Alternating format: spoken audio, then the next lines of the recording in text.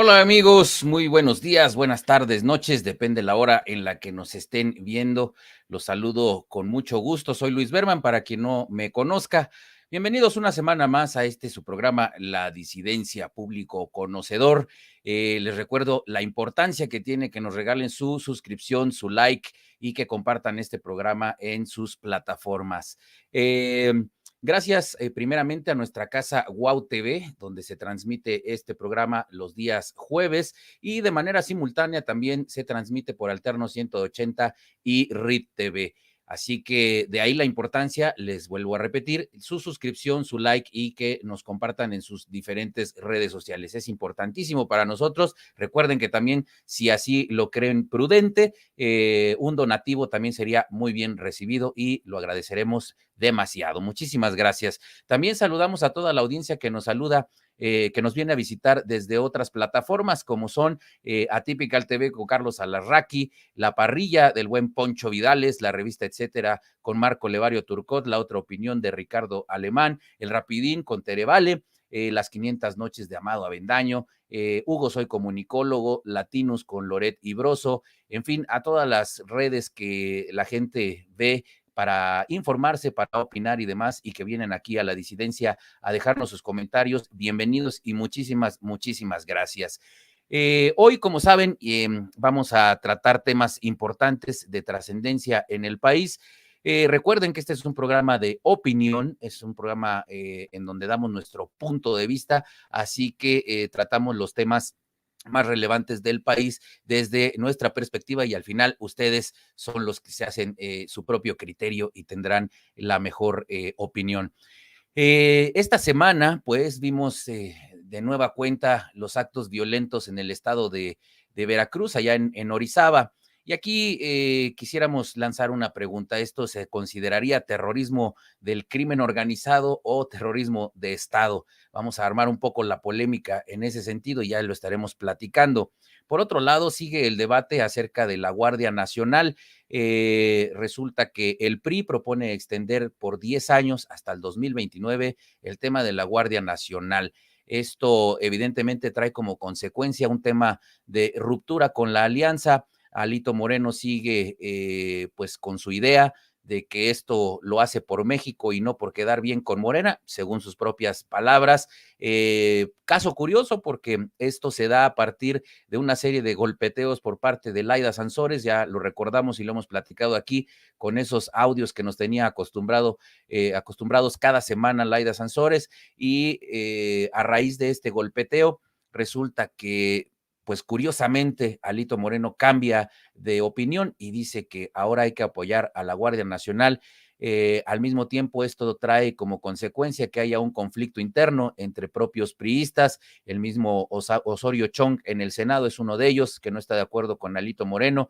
En fin, hay un tema ahí de ruptura, de conflicto entre priistas y que a su vez pues trae como consecuencia este desbalance en la alianza Va por México, PRI, PAN, PRD. Ya estaremos platicando al respecto. Y por último, ¿cómo afecta todo este panorama, todo esto que está sucediendo a las corcholatas de López Obrador y al mismo tiempo, pues, al tema del 2024, los posibles candidatos hacia el 2024 de todos los partidos? De cara a las próximas elecciones federales del 2024. De todo esto estaremos platicando el día de hoy y para ello le doy la bienvenida a mi hermano Octavio Catalán, quien a su vez nos va a presentar a nuestros invitados del día de hoy, uno de ellos que ustedes ya conocen y conocen muy bien, que es ya de casa. Así que, mi querido Octavio Catalán, ¿andas por ahí, mi hermanito?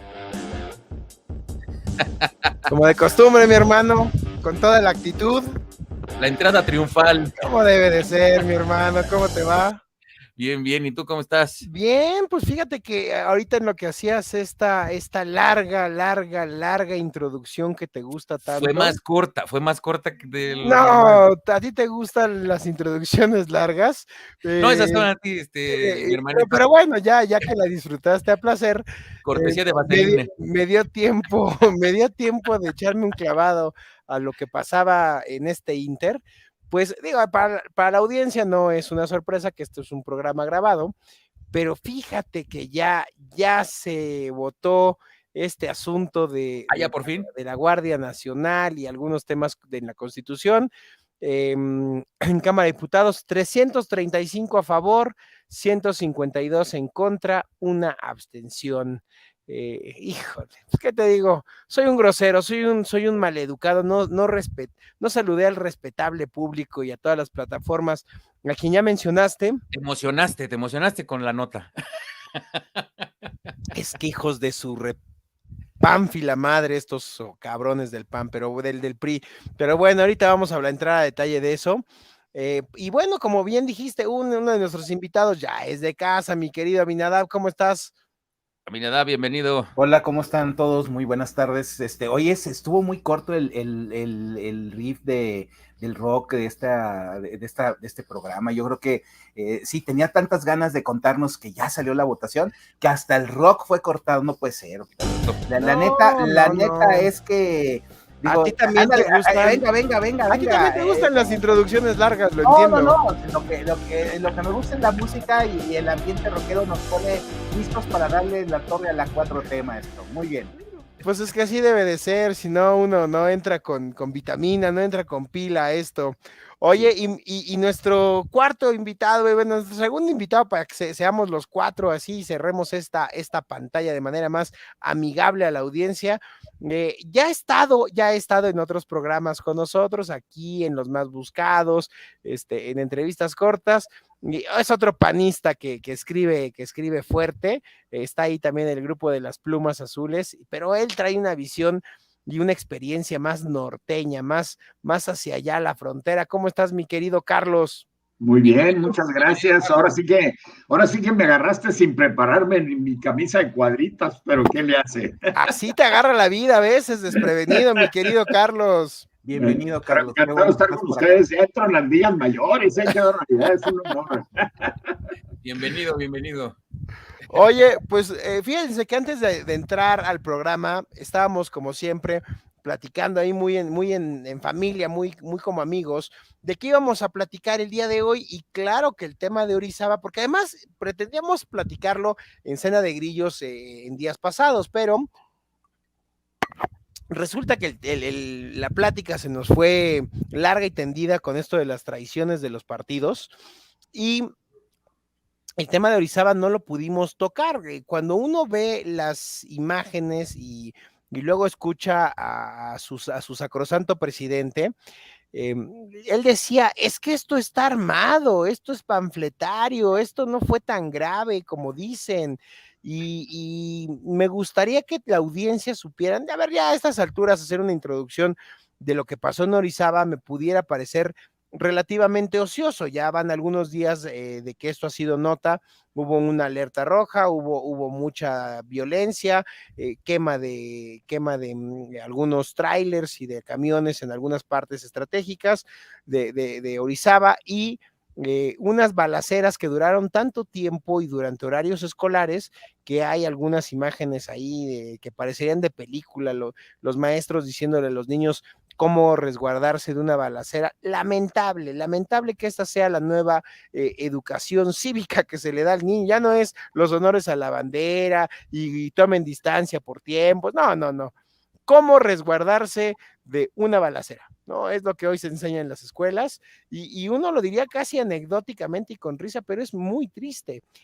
Pero cuando entramos ya al detalle puntual de Orizaba, decía Aminadab y Carlos que habría que detenernos un poquito más a analizar cómo se dieron los hechos y por qué pudiera asistirle la razón al presidente en decir que esto está coordinado y orquestado, pero él tampoco se sale de la línea de los que pudieran estar detrás de esto. No decimos él, el presidente, sino una delincuencia de Estado, un golpe de Estado.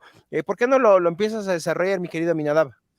Sí, mira, la verdad es que este tema que empezó a surgir sobre todo el día de ayer, hay testimonios de gente, conocidos nuestros de Orizaba, que nos hablan de un entorno en donde primero es un hecho inédito, ¿no? O sea, nunca se había dado un acto de violencia en los términos en los que se dio, pero sobre todo lo más importante es que la forma en que ocurre había indicios de cosas extrañas, ¿no? Por ejemplo, nos contaba alguien de que en Orizaba, pues por la misma naturaleza, no hay prácticamente nunca un sobrevuelo de un helicóptero. Dice que 2 horas antes de que estallara la violencia, ya andaba curiosamente un helicóptero haciendo rondín por la ciudad, ¿no? Que es una zona en donde nos contaban los que nos compartieron los testimonios, que por ejemplo en Veracruz hay como que 2 zonas que están muy cooptadas por el crimen organizado, que es el norte y el sur del estado, y que sin embargo la zona centro había permanecido más o menos al margen de toda esta violencia que habitualmente se dan entre las mismas bandas criminales que se pelean, que si los del Cártel del Golfo, los Zetas, los del Jalisco que quieren entrar, etcétera, etcétera. Entonces, lo curioso es que en este caso surge de manera espontánea y parecería, o sea, cuando se manejan las notas periodísticas, los videos que salieron y que circularon en redes, que sería justamente estos intentos que hacen los cárteles de irrumpir en zonas que no tienen control o zonas donde pueden desplazar a otros, y eso sería una dinámica normal, por así llamarle, de lo que serían los enfrentamientos y las disputas territoriales que se dan entre las bandas del crimen. Sin embargo, la forma en la que ocurre y la velocidad con la que corrió la información y las interpretaciones de lo que dan lugares a decir, bueno, y esto no fue como en el caso de las elecciones, cuando de repente el PCO empieza a aparecer súbitamente en la víspera para que no hubiera representantes de casilla, para que no hubiera... Entonces, a lo que voy es a que sí puede haber una sospecha de que esto no fue nada más una acción criminal, sino que fue de alguna forma planeada, o sea, incluso en estos programas y en otros programas de los que ustedes hacen, fueron quienes introdujeron la idea de que había terrorismo, de que por ejemplo, cuando hace algunas semanas en Ciudad Juárez hubo estos hechos como los que hubo en Zacatecas, como los que hubo en el estado de Guanajuato, etcétera, etcétera, en Guadalajara, ahí se habló de que eran actos deliberadamente terroristas, que aparentemente el crimen lo hacía para calentar la plaza, pues ese tipo de cosas, pero sin embargo ahora, cuando tienes el ingrediente de que pues existen sobrevuelos ¿cómo se llama?, de militares, todo aquello, eso de lo que te habla es en la teoría política hay algunos, dijéramos, de los escenarios extremos que se van produciendo que tienen que ver justamente con que se genere temor, con que se genere incertidumbre, y eso tiene un contexto que tiene que ver con el tema que vamos a ver más adelante, que es la decisión de militarizar la Guardia Nacional y de que haya una presencia militar mucho más clara en las calles, ¿no? Entonces, si tú por un lado tienes un clima de violencia, de incertidumbre que se está generando, y por otro lado estás empujando una propuesta de militarización, entonces como que las cosas empiezan a tener un sentido, no nada más de que tú puedas pensar en qué es la dinámica habitual de los grupos del crimen organizado, sino que aquí pues ya puedes empezar a tratar de construir pues escenarios y relaciones de hechos que te hablen de otras cosas, ¿no? O sea, yo no lo quiero afirmar, pero sí lo pongo sobre la mesa, porque la misma gente de Orizaba que nos cuenta lo que ocurrió, pues sí hay toda una extrañeza de decir, bueno, sabemos que aquí en la ciudad, pues en los municipios conurbados sabemos que hay violencia, sabemos que hay mucha violencia, por ejemplo, en la carretera que va de Puebla a Orizaba, es una zona muy peligrosa, etcétera, etcétera, pero la ciudad había estado relativamente tranquila, y qué casualidad que en un entorno de una ciudad con ciertos niveles de seguridad, etcétera, etcétera, de repente aparece como si tuvieras años de estar acumulando ahí fuerzas, arsenales y todo lo que tú quieras, y que generen un acto de tantísima violencia, ¿no? Yo con eso empezaría y no sé qué opine Carlos sobre esto. Oye, a ver, antes de que Carlos tome la palabra, aquí acabas de decir algo que me hace de manera obligada hacer un repaso, un análisis de los temas sensibles del Estado. Y decías, a ver, lo normal es que la delincuencia y la violencia se dé en el sur y en el norte. En el sur se da en el área de Minatitlán y de Coatzacoalcos, porque es donde está la división de la carretera, que una de dos, te tomas hacia el centro como hacia Puebla o te vas por el Golfo hasta Tamaulipas. En Tamaulipas, los enfrentamientos de lo que fueron los Zetas y el Cártel del Golfo con el Cártel del Noreste, pues es donde se disputan la plaza y donde las carreteras se ponen, dirían por ahí, canijas, ¿no? Pero Orizaba y Veracruz no habían tenido esta circunstancia porque no había una zona caliente de trasiego. Y ahorita que vuelvo a revisar el mapa, pues sí, efectivamente, pues Orizaba no es una, vaya, no queda ni siquiera en una carretera estratégica, en un paso estratégico para efectos de la delincuencia organizada, y entonces sí abre la duda de qué fue lo que, por qué Orizaba, ¿no? ¿Por qué Orizaba si Orizaba no tenía tradicionalmente estos temas? Veracruz tiene otro tema adicional. Este angelito Hugo Gutiérrez, que es hoy el secretario de Seguridad Pública, tiene un historial hacia atrás. Vaya, no voy a entrar en detalles en este programa, pero me hace sentido lo que están planteando. O sea, que en algún momento pudiera haber sido incluso una simulación, puede ser algo orquestado por el Estado para empezar a sembrar cierto miedo. Ahora, me preocuparía mucho que esto fuera en el contexto de la discusión de la militarización de la Guardia Nacional. O sea, no sé si ustedes le encuentran correlación. Carlos, adelante si quieres ahondear en el tema de Orizaba. Bueno, pues miren, hablando de orquestaciones, sucedió en Jalisco, sucedió en Guanajuato, y luego se va a Chihuahua, en Ciudad Juárez en particular, luego Baja California y termina más o menos por el área de Jalisco, para decir, ¿cómo se llama el estado chiquito que está donde está Jalisco? Ahí termina la cosa. Aguascalientes. Nayarit. Colima, ¿verdad? Y luego hay una especie de descansito y luego entra la situación ahí en Orizaba, ¿no? Con Colima siempre hacemos la misma pregunta que Tlaxcala, ¿existen? Exacto, exacto. Ahora bien, lo que yo sí puedo decir es de que si comparamos la violencia que hubo en Ciudad Juárez de 2008 a 2011, que fue lo más alto, nada más puedo mencionar una cosa. En 2010 llegó la situación en Ciudad Juárez al grado de que había 32 ejecuciones diarias en las calles principales de la ciudad en horas de oficina. ¿Okay? Entonces, pues era una situación verdaderamente tremenda, ¿no? Tremenda.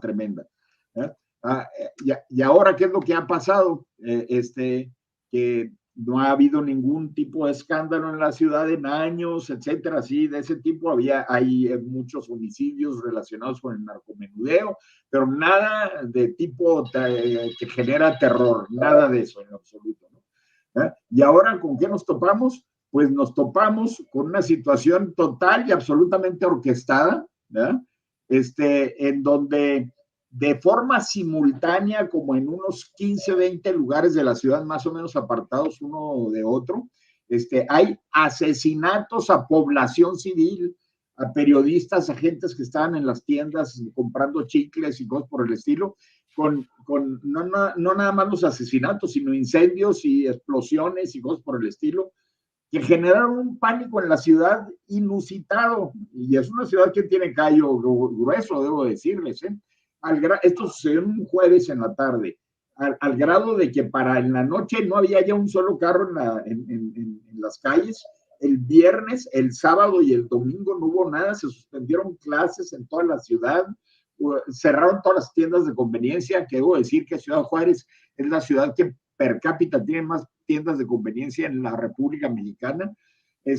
Fue totalmente abandonada la ciudad por la ciudadanía, ¿verdad? por los habitantes de la ciudad, con un éxito extraordinario en relación de haber espantado a la ciudad. Para el lunes la situación regresó a su cauce normal, etcétera, y todo el mundo se quedó con la idea de que esto fue algo muy raro, que no fue espontáneo, que fue estructurado. Y pues dentro del mismo sentido, ¿no? Dentro del mismo sentido de lo que está platicando Aminadab, de que se está generando de una manera estructurada, orquestada, un clima de terror en la República para generar una opinión pública. A ver, déjame seguir un poco el argumento de Carlos. Mira, y justamente qué bueno que lo mencionas así, porque finalmente es un hecho que ocurre, y si fuera un entorno de violencia y de enfrentamiento del crimen organizado, seguramente habría continuado, ¿no? O sea, entendrías que no habría un día de violencia y luego después volvemos a la paz habitual, ¿no? Que es un poco lo que ha venido también pasando en Orizaba o lo que pasó en Guadalajara, etcétera. Entonces, ahí el problema es que es como una acción de tiempos de guerra en donde tú de repente, insisto, calientas la plaza, ¿no? De hecho, en el caso de Ciudad Juárez, yo recuerdo que era justamente porque iba a ser trasladado uno de los cabecillas de uno de los cárteles que está ahí en la cárcel, lo iban a trasladar y supuestamente esa era la justificación que en su momento se dio para decir o para tratar de vestir de un tema del crimen ese hecho, ¿no? Pero sin embargo, acá, y retomando un poco los que decía hace rato Octavio, a ver, el problema en el sur de Veracruz es que no solamente es el tema de donde confluyen las carreteras, sino que confluyen los gasoductos y los ductos de Pemex ahí que salen de las refinerías y que se van hacia el norte o hacia el centro. Entonces, ahí hay una presencia porque ahí está el huachicoleo, están otro tipo de actividades delictivas como las que se dan en el centro, en el Celaya, etcétera. Pero el problema es que justamente vuelvo al argumento inicial del tema de Orizaba, o sea, cuando tú tienes una ciudad que relativamente había permanecido pacífica y de repente ocurre esto, y ocurre con una fuerza de fuego, así como cuando hacen o publican los videos, los de los cárteles, sobre todo el de Jalisco, de que despliegan así casi como si tuvieran un destacamento y que si tuvieran ahí vehículos de asalto y armas de alto poder, etcétera, etcétera.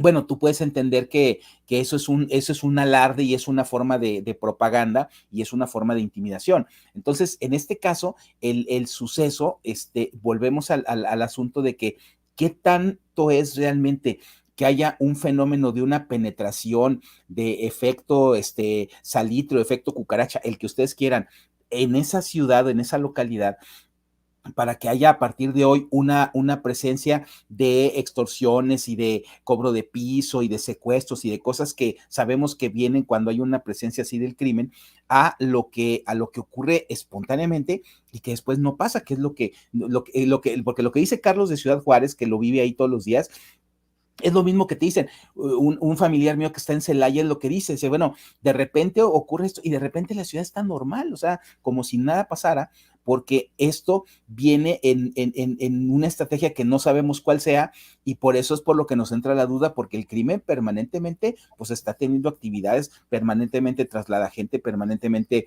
roba combustibles, permanentemente hace el trasiego de drogas, etcétera, y eso pues es algo que para que lleguen a este tipo de alardes, pues tiene que ver con algo que no está tan, o sea, no es la dinámica normal de una actividad delictiva que, por otro lado, permanece impune porque no hay una acción del Estado para detenerla. Se escucha feo lo que se va a decir, pero entonces sí hay patrones, rompe el patrón, esto nos hace que huela raro, que algo se enrarezca el asunto, pero por cómo fue coordinado u orquestado, suena a que no es la delincuencia organizada. Bueno, a ver, el problema aquí tiene que ver con que hay un contexto nacional que es justamente la intención, primero, del presidente de la República de presentarnos una iniciativa que contra los acuerdos que se dieron en la Cámara de Diputados y en el Senado al principio del sexenio, cuando se creó la Guardia Nacional, que se dijo que iba a ser o iba a estar dirigida por un mando civil, y después viene la iniciativa presidencial que ya fue votada, que o caiga en un mando militar. O sea, aquí el problema es que hay una tendencia de la que ya hemos hablado en programas anteriores hacia la militarización del Estado, hacia lo que nosotros, por un lado, habíamos o se mantuvo durante los tiempos de los gobiernos, dijéramos, de la transición a la democracia, para no decirles más feo, que decían, bueno, pues claro que ante el reto que representa el crimen organizado, pues tiene que haber una presencia militar para poder enfrentarlo y que tiene que ser temporal y sujeta a los controles constitucionales, hasta la Corte se pronunció en ese sentido. Y ahora lo que tenemos es la decisión de que todo sea militarizado, porque no solamente es la cuestión de la seguridad pública, sino también la cuestión hasta de la construcción de aeropuertos y de ferrocarriles y de cosas así, ¿no? Las aduanas. Claro, parece ser que el único poder es el Estado, y entonces cuando tú quieres empujar o hacer que haya una legitimación social de este tipo de iniciativas, estos hechos pues pueden caer, ahora sí que como diría el clásico, como anillo al dedo, ¿no? Ahora, aquí hay una dicotomía muy interesante que quiero expresar. Por un lado, el presidente de la República tiene su política de abrazos y no balazos. Y por el otro lado, quiere asustar a la población de que sí se necesitan los balazos, pero por parte de los militares, pero no elimina la política de abrazos y no balazos. Entonces, ¿para qué quiere al ejército metido en labores de seguridad pública indefinidamente? Bueno, es que a eso hay que agregarle un pedacito del discurso del señor secretario, donde pues son peligrosos los que publican cosas en Twitter y en Facebook. Exactamente, a eso iba. A la realidad hay consecuencias, mi querido Carlos, y entonces el ejército no es un ejército amoroso, no es el de los abrazos.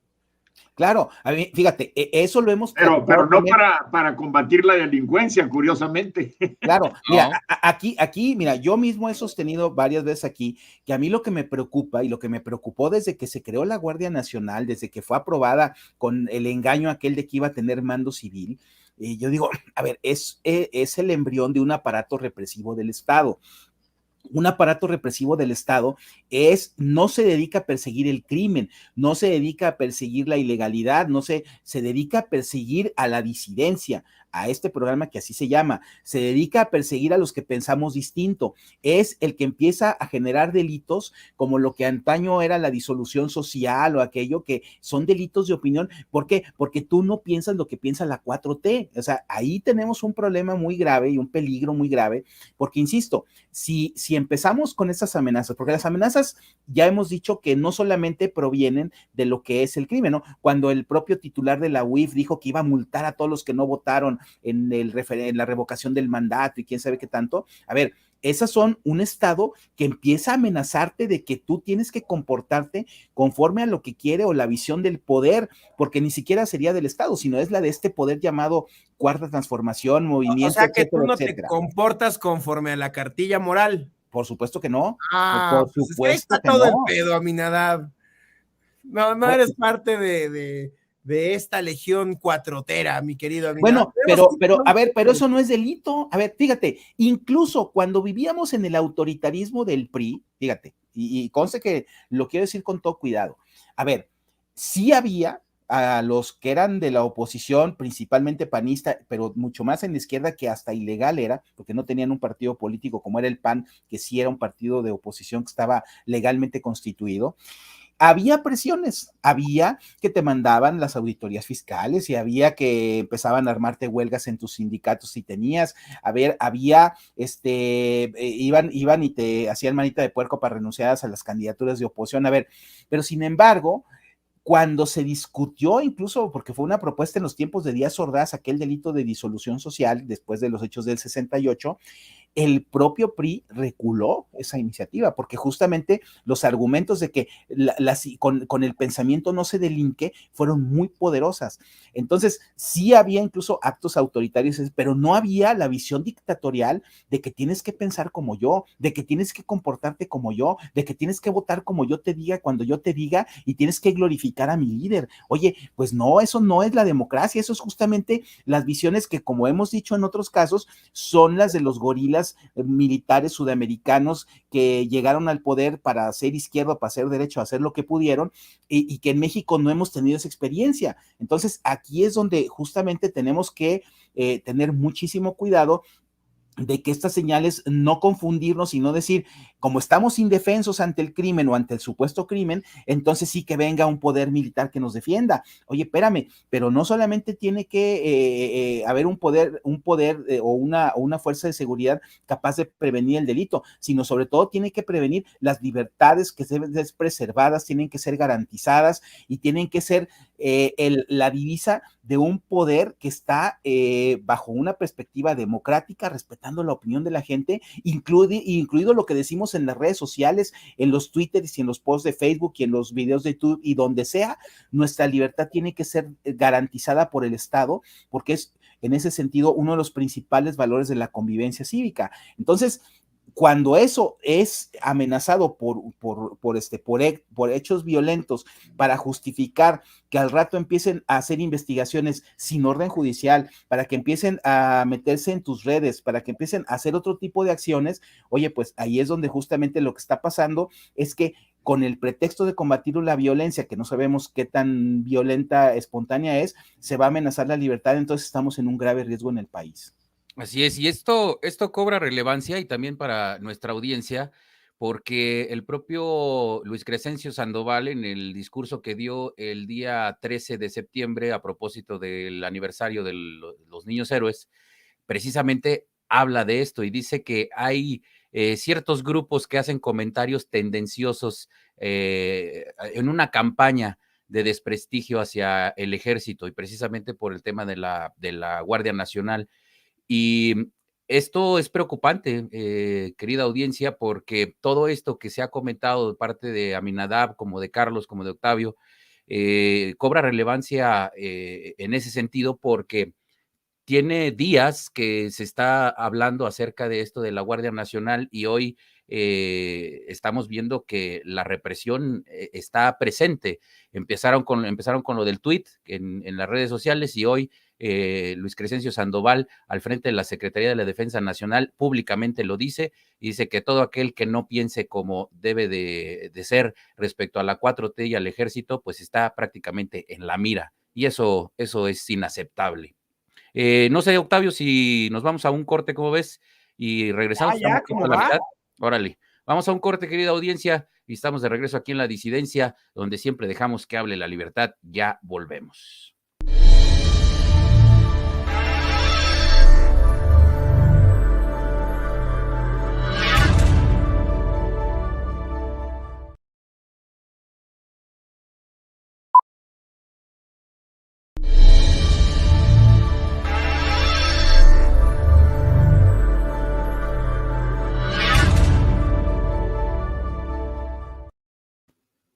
Pues ya estamos de vuelta aquí en La Disidencia, amable público conocedor, y pues así las cosas con esto de la Guardia Nacional, la militarización del país. Y nada más quisiera hacer una analogía. En algún momento yo leí acerca del tema de los virus en las computadoras y cómo surgen estas vacunas para acabar con ciertos virus.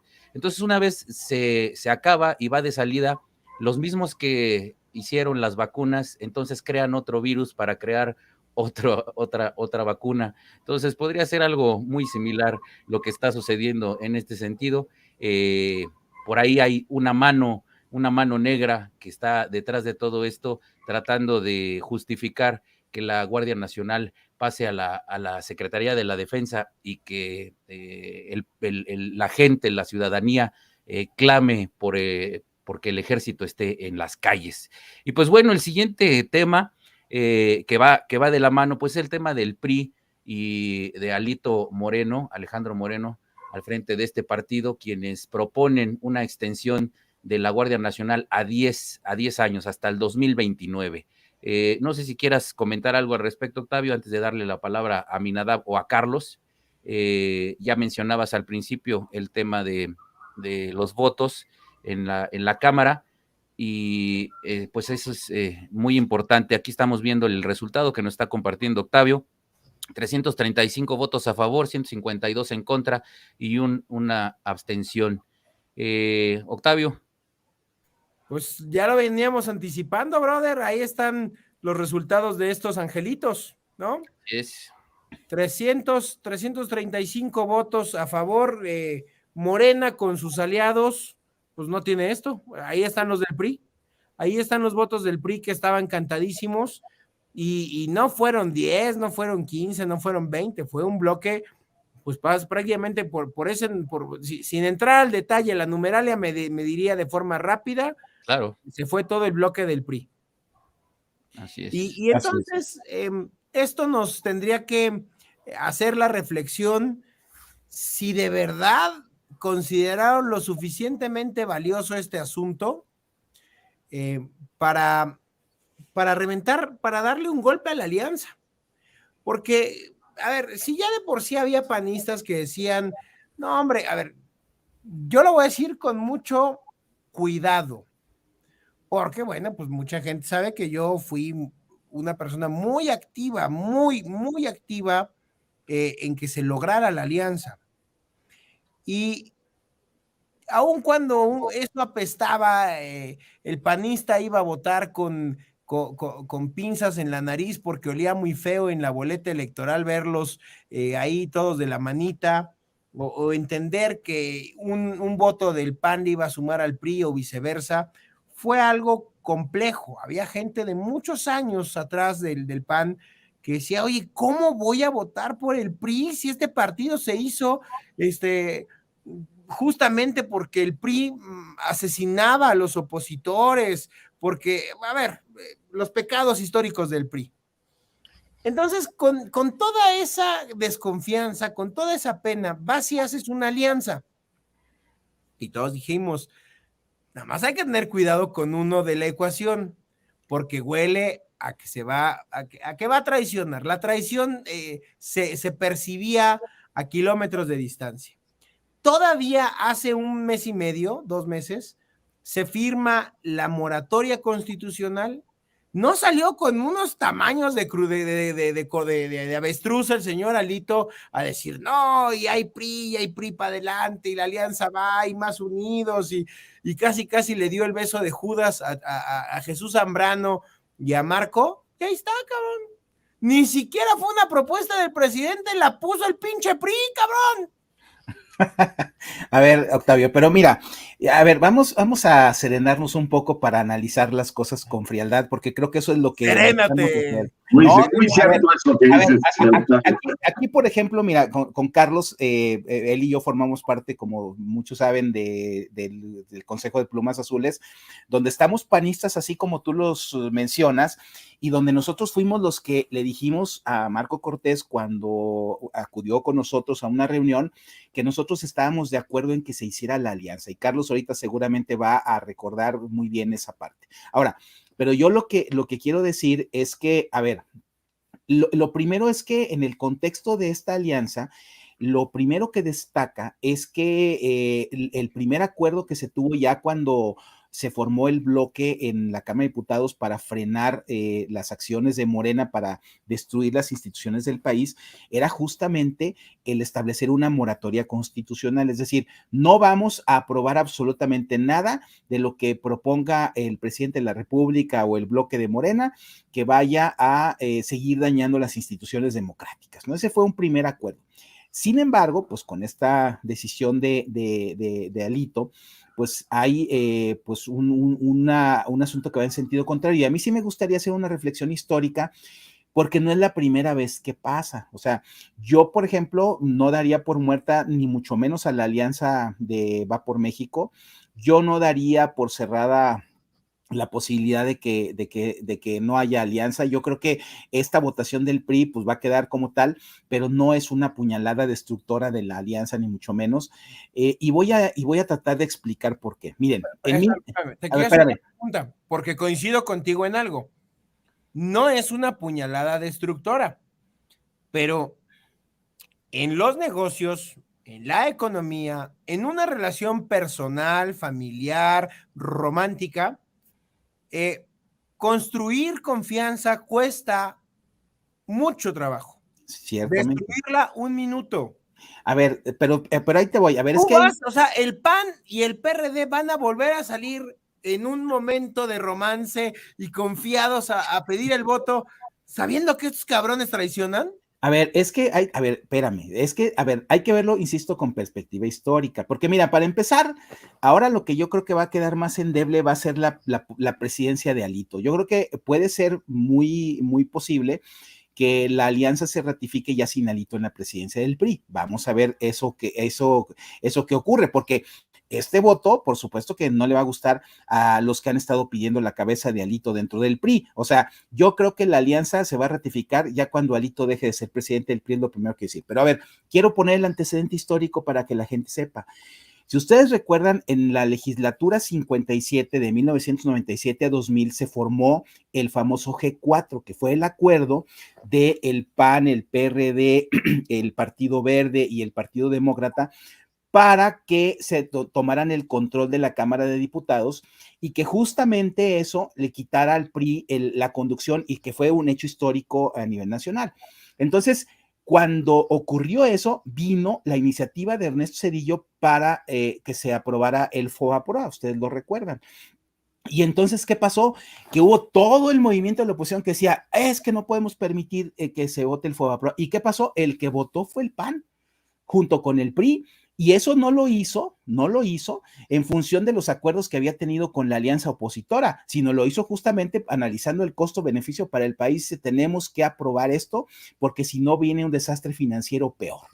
Y ahí el PAN fue el que votó con el PRI, que era el que tenía el poder en ese momento, y después el acuerdo del G4 se mantuvo a todo lo largo de la legislatura. Incluso se negoció de manera muy seria que hubiera la coalición, la coalición por México, que era la unión entre el PRI, el PAN, el PRD y el resto de la oposición, nada más que no se pudo poner de acuerdo en el método para ver si el candidato iba a ser Fox o iba a ser Cuauhtémoc Cárdenas. Entonces, yo tomando ese antecedente, yo no veo que la alianza esté muerta, yo no veo que la alianza esté desahuciada, yo no veo, porque finalmente en política lo que va a pasar en el caso hacia el 2024 es que el propio PRI va a tener dos alternativas. O sea, si va a sobrevivir sumado a una alianza que puede ser la que dé la alternancia y que saque a la 4T, o si es absorbido por la 4T como lo fue el propio PRD. O sea, esas son las dos alternativas que tiene el PRI. Vamos a ver por cuál es por la que opta. Pero de lo que queda claro es que va a haber una oposición donde va a estar el PAN, donde va a estar el PRD, donde va a estar la sociedad civil, donde va a estar a lo mejor hasta el Movimiento Ciudadano, no sabemos. Y en ese sentido, el PRI es el que va a estar ahora en un dilema peor, porque entonces ahora, fíjate, ahora cuando vino la elección en el 2022, hubo casos como el de Durango, en donde el PRI con toda legitimidad pudo pedir, aunque el PAN sea gobierno, yo encabezo la alianza, ¿qué legitimidad va a tener ahora el PRI después de esta acción para poder reclamar espacios o el liderazgo virtual de la alianza? Yo creo que ya no lo va a poder hacer. Insisto, a menos que corran alito y pongan otro presidente que ratifique una posición aliancista opositora del PRI, que vamos a ver si ocurre. Eso es algo que está por ver. Eso es lo que yo creo que va a suceder, Aminada. Para empezar, se va a derrotar esa iniciativa absurda en la Cámara de Senadores con el propio PRI, ¿verdad? Y luego después de eso, pues se van a ir tras de alito y les van a leer la cartilla a los otros diputados, o se van con Morena, o se van de independientes, o se quedan con el PRI. Creo yo que esa es una de las soluciones más viables que hay. Por eso, pero a ver, pero yo creo que en ese sentido yo, Octavio, lo que no haría sería apretar el botón de pánico y decir, caray, ya se derrumbó la alianza, ya ganó Morena en el 2024. No, a ver, justamente yo creo que este tipo de decisiones va a hacer que incluso la propia alianza cierre sus filas en los que realmente tienen una voluntad de cambiar, porque justamente lo que ha quedado en evidencia ahora con esto que está haciendo, con lo que pasó con este voto del PRI, pues es justamente la capacidad corruptora del gobierno, ¿no? Es la materialización de aquel mensaje que lanzó López Obrador que dice, a ver, señores del PRI, ustedes tienen que definir si están con Cárdenas o están con Carlos Salinas, ¿no? Daría una pausa para ir cerrando este bloque. No recuerdo si fue aquí en La Disidencia o fue en otro programa, pero pues se puso sobre la mesa, o en otro grupo muy privado que tenemos, que esto pudiera también ser un show pactado entre Alito y Marco. Serían unos genios nivel Churchill, cosa que no les concedo, discúlpenme, no les concedo que sean. Yo lo dudo mucho, ni de estrategia de ese tamaño, pero en algún momento lo consideramos. Es más, yo lo puse sobre la mesa en un juego de escenarios, ¿no? Que pudiera ser el caso de que ellos dos se hayan puesto de acuerdo. Morena vuelve a bajarle la intensidad a los misiles contra Alito, no llegan a una alianza con un PRI tan madreado, porque seguir aguantando los madrazos de la 4T sobre cualquier dirigente del PRI es una cuestión compleja, pero finalmente el show hace que se lo coma el presidente o alguien en Bucareli. A los ojos de estos personajes, el PRI sigue siendo, digámoslo así, un aliado, y en el Senado Chong and Company rasuran esta parte de la iniciativa. Puede ser, a ver, eso, pero tendríamos que pensar que de verdad estos dos son Churchill y líderes de esta envergadura para planear algo tan inteligente, ¿no? Les estás concediendo demasiado. Son de verdad, no quiero decirlo así, pero ya lo dije en otros programas, son muy pendejos. Ahora, bueno, espérame. Vamos a suponer que eso vuela, pero para efecto de toda la gran estructura, porque el partido no es Alito, los partidos no son Marco Cortés y Alito. O sea, si ustedes fuesen los asesores de Marco Cortés, le dirían, no pasa nada, a ver, coqueteó en tu jeta, la invitó a salir, se la comió en tu cara, cabrón, y todavía vas a decir vamos a casarnos otra vez. Pues, a ver, ¿ustedes de verdad le recomendarían eso a Alito si fueran sus asesores? Mira, qué bueno que la política no es como el matrimonio, porque ahí es donde tu analogía no tiene tanto fundamento. Mira, nos hubiéramos acabado como raza humana hace siglos. Por supuesto. A ver, ahí te va. Mira, Octavio, ahí te va. Mira, yo creo que el problema es que la alianza opositora no la hemos analizado, o sea, seguimos analizando a los partidos y a los dirigentes de los partidos. Yo puedo coincidir contigo en que yo no veo una gran lucidez política, sobre todo cuando tú ves algunas decisiones que se han tomado en donde lugares donde debieron acudir juntos fueron separados, en donde debieron haber impulsado candidatos como que eran muy evidentes, no lo hicieron. Bueno, entonces ahí ponemos en duda la lucidez de las estrategias. Sin embargo, lo que no hemos visto, y creo que cuando Zambrano y Marco emplazan a Alito y ponen en pausa la alianza, le dicen, si o el PRI retira esta iniciativa o nosotros vamos a poner en pausa la alianza. A ver, ¿qué es lo que está ocurriendo? Es un acto de presión. ¿Por qué? Porque la alianza en sí es un conjunto de fuerzas y de partidos y de intereses y de visiones que de alguna forma se tienen que conciliar, porque sabemos que ni los panistas vamos a ser priistas, ni ellos van a ser panistas, ni mucho menos, cada quien sigue siendo lo que es. Entonces, aquí, al estar en esta coyuntura con una necesidad de aliarnos para poder enfrentar a la 4T y a su labor efectiva de la democracia, última vez que invitamos a estos personajes, yo pensé que eran los del PRIAN.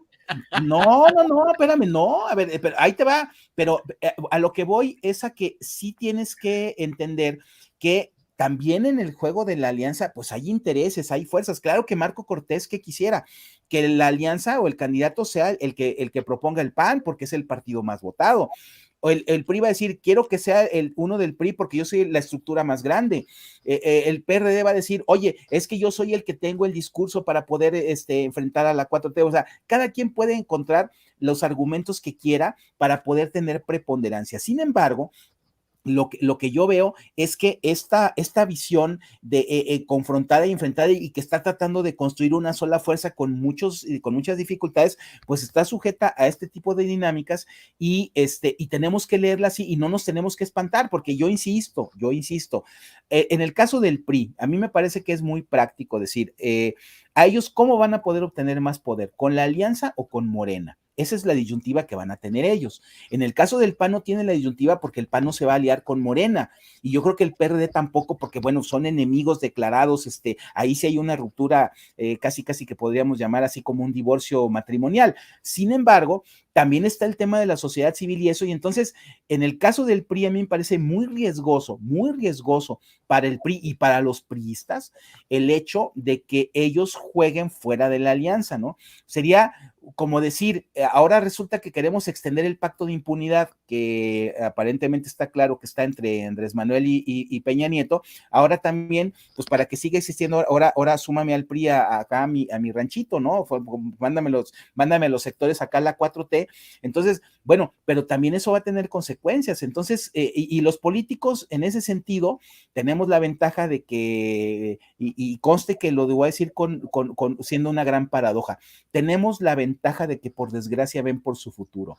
Y entonces ahí tienen que ser muy pragmáticos, tienen que tener no la lucidez política para la gran acción estratégica, sino simple y sencillamente el instinto de conservación y de supervivencia, y ahí es donde yo quiero ver que el PRI de veras vaya a seguir siendo un cabuz más dentro del tren de Morena, ¿no? No sé cómo lo vean ustedes. Pues creo que esto da pie, mi querido Berman, justamente al artículo que escribió en estos días Carlos Angulo. Se nos está acabando el tiempo, así es que tenemos que entrarle rápido a ese tema, porque Carlos, en esta lógica, no solamente de la votación en Cámara de Diputados de la Guardia Nacional, de la militarización, sino en todo el gran panorama electoral hacia el 24, hace un análisis. Cabe mencionar que Carlos ha venido haciendo una serie de propuestas hacia adentro de su partido, donde ha tratado de impulsar cuestiones como las votaciones primarias, las elecciones primarias. Pero en el gran análisis, Carlos dice, hay una balcanización, hay una micropulverización de los actores políticos, y eso puede jugar en contra a lo mejor del país, pero en pro de la democracia. No sé si ese fuera un poco tu argumento. Exactamente, lo veo, si se maneja naturalmente desde los cauces de qué es lo que la ciudadanía quiere, que puede ser una gran oportunidad.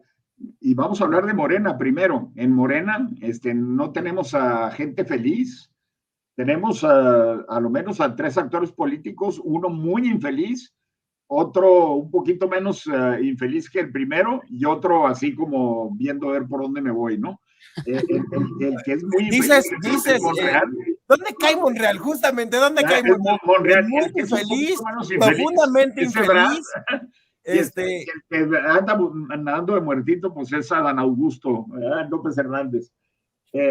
Pero en el caso de Ebrard, se pudiera dar hasta la coyuntura de poder mover a los senadores hacia apoyar una iniciativa de elecciones primarias como reforma constitucional, inclusive para los efectos de obligar a todos los partidos, incluyendo a Morena, a tener lo que se llama las elecciones primarias simultáneas y obligatorias, en donde por la votación de la ciudadanía, que sea militante o que sea previamente clasificada o inscrita como simpatizante, se elijan a los candidatos de todos los partidos políticos. Si esto no se da, que es el escenario más probable, lo primero sería pensar en muy buenos términos. Si esto no se da, se puede dar en el contexto de una coalición, la coalición que pudiera ser PAN, PRI con el PRI que sobre, PRD, y muy probablemente Movimiento Ciudadano, en donde en los términos de la coalición ellos seleccionen a través de elecciones abiertas a sus candidatos, corriéndose el riesgo de que haya intervención de los morenos, obviamente.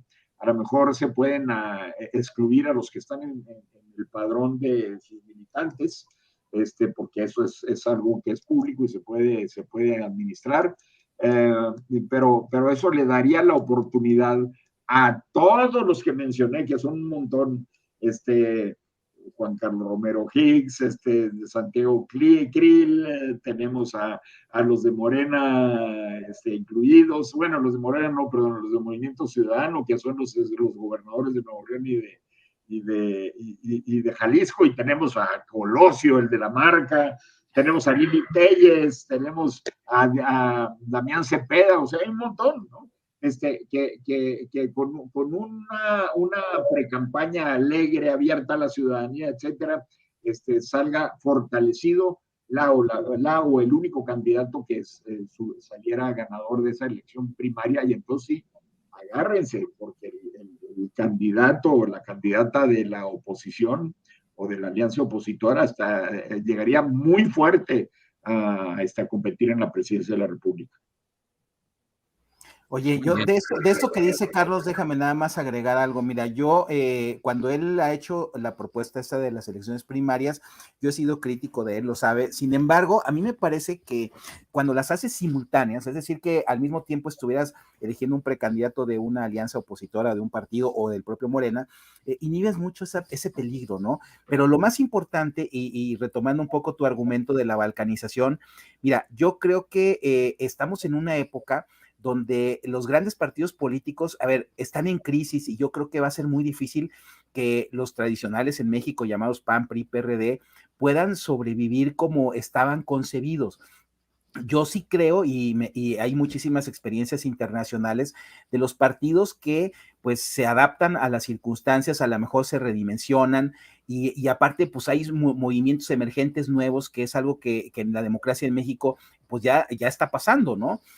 Yo a lo que voy es a que quizá sí sería muy importante que hubiera muchas más alternativas y opciones, o sea, que no sea que los liberales solamente tengan la opción del PRI, que los humanistas la del PAN y los socialdemócratas la del PRD, sino que haya varios y que justamente eso nos haga que el mosaico de la democracia en México se haga a través de fuerzas que estén obligadas a entenderse, que estén obligadas a tener acuerdos, que estén obligadas a generar agendas comunes, y no pensemos en esta visión que López Obrador ha venido a resucitar en México, de que tiene que ser un gran bloque, un gran movimiento, un partido omnipotente que se meta en las vidas de las comunidades y de los estados y municipios. O sea, ahí yo creo que en ese sentido me gusta tu razonamiento, Carlos, porque sí está apuntando a una política que a mí me parece que puede ser mucho lo que en el futuro vamos a poder ver en México ahora que le ganemos a la 4T, digo, yo confío que le vamos a ganar.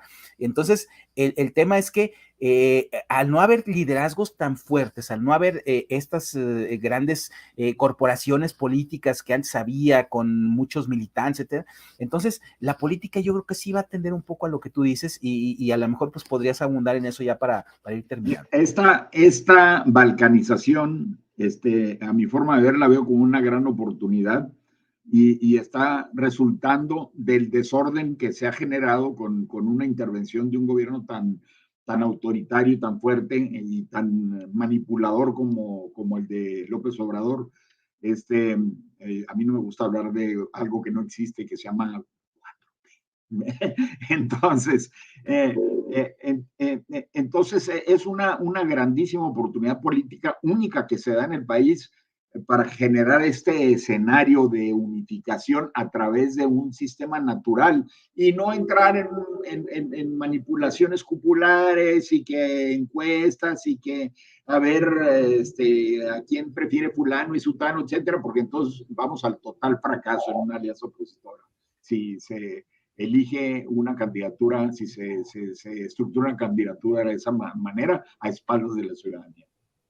Carlos y Aminadab, gracias por haber estado el día de hoy con nosotros. Lo que esta última reflexión que haces, Carlos, y este artículo nos hace pensar que si esta balcanización terminara en decisiones políticas profundas, no hablemos necesariamente de que las tribus del PRD persigan a Morena. Podría ser una opción, pero también pudiera haber una decisión adentro del PRI. El PAN tampoco, el PAN no, está cooptado por también una camarilla, aunque algunos no lo quieren reconocer. Por supuesto que lo están. Claro, y ese PAN no necesariamente va a seguir cohesionado. No, el fuerte es fuerte hasta que el débil quiere, y eso va a suceder en todos los partidos. Si esta balcanización se agudiza y se institucionaliza, es decir, trasciende de las personas a los partidos, tenemos que empezar a plantear con mucha seriedad, con una visión de un futuro de gobernabilidad, con mucha seriedad, los gobiernos de coalición. A mí no me asusta que haya 5, 10, 15 o 30 partidos. Por favor, vean cuántos partidos políticos tiene Alemania, hay en Europa. Y ese no es un obstáculo. Que López Obrador lo vea todo en blanco y negro y haya querido reducir la vida del país a lo que según él son los conservadores y según él son los liberales, porque en la práctica él es el sujeto más conservador que existe, nos ha llevado a una crisis del sistema político importante. Pero esto que tú planteas en este artículo, Carlos, debe de llevar naturalmente a la reflexión de hacia dónde vamos a darle pie y juego real y vida orgánica a gobiernos de coalición. Y para eso tenemos muchos ejemplos, muchos en el mundo que han sido exitosos, que no todos los gobiernos de coalición vienen de regímenes democráticos como el nuestro, es cierto, presidenciales, porque esto es muy natural hablarlo en un esquema parlamentario. Pero hay casos de éxito, ejemplo Chile, ejemplo Israel, o sea, hay casos, por favor, y eso es lo que hay que empezar a analizar con cuidado hacia dónde nos vamos a dirigir, hacia dónde vamos a llevar el país. Creo que la 4T tiene fin, y la 4T no es un fin en sí mismo, ha sido la transición hacia una reflexión más profunda. Y la diversidad que existe en este país puede ser la oportunidad para vencer a este gobierno dictatorial que estamos teniendo ahorita.